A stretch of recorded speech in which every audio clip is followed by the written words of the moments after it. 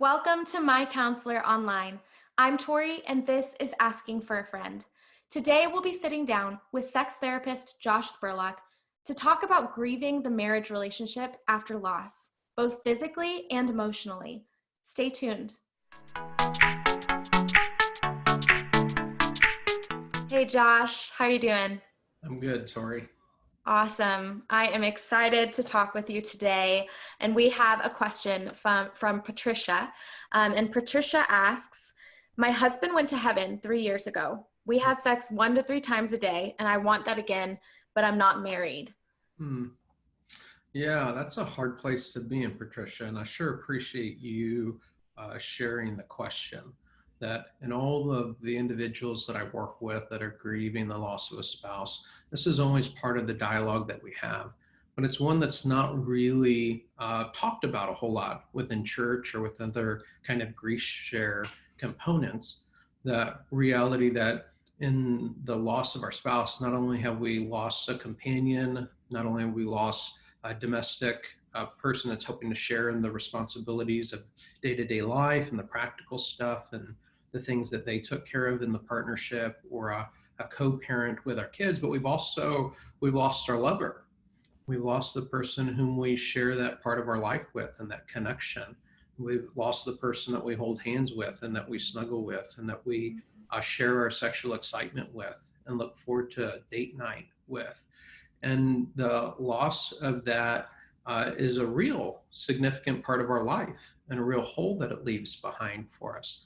And so I appreciate you kind of raising the question going, hey, I didn't stop being a sexual creature because I lost my spouse, my husband, and I still have desire and I still have that want and that longing for closeness and connection and sexual release. What do I do with this part of my life now? That I'm assuming within the context of the question that there's a shared belief that sex is for marriage, and that I don't just want to go out and start hooking up with individuals to have someone to hold and have that closeness with, but I still have that longing and desire. So how do I steward it, and how do I manage that? So know that you're not alone.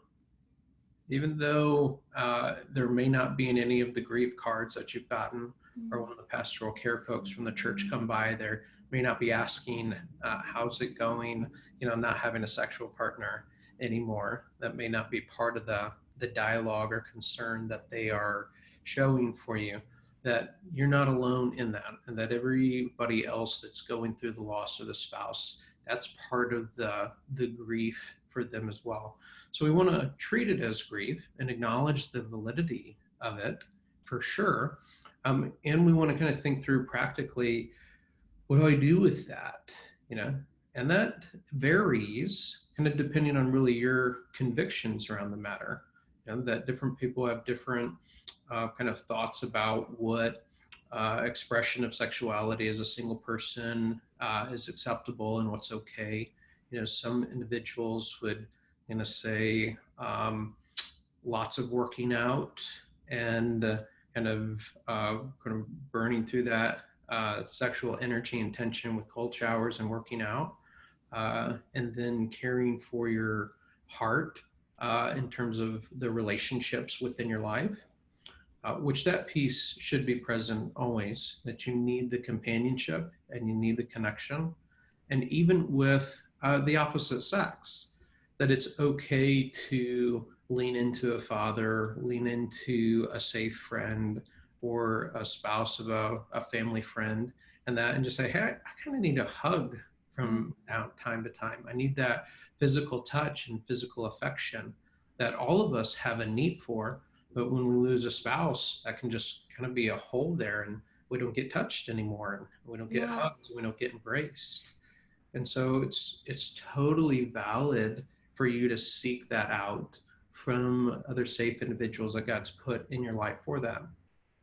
In terms of the sexual tension, some Christians will kind of indicate that you should navigate that through, again, like we talked about, kind of just releasing that energy through exercise or through other kinds of exertion. Other Christians don't see anything in the scriptures that would prevent a release of that sexual tension, from giving yourself an orgasm. That kind of depends on your convictions and your understanding of the scriptures. But regardless of how you navigate that in your convictions, that need for caring for that part of your heart, kind of in your relationships, in your life, until and if the Lord brings along someone else to fill that space, is really important and really valid. Yeah, absolutely. And there's just so many layers to grief, so many layers, especially when you're talking about someone who was such a huge part of your life and such a huge part of your heart. There's so many layers to that. And you're so right. It's not talked about much. And I think it's important to talk about. And, Patricia, if you're starting the conversation, that's awesome. And yeah. Yeah, and hopefully you have some sort of a grief share community that you can engage, or people that were with you along the way, that if you talk to others and you're the brave soul who kind of breaches the topic, then I think you'll find that there's others that have walked that road that have that same kind of battle of, what do I do with this part of myself that I no longer have someone to share it with? Absolutely. Absolutely. Thank you so much for sitting down with me, Josh, and answering this question. Thank you for watching. We love answering your questions. If you liked this video and want to see more, go ahead and subscribe to our YouTube channel.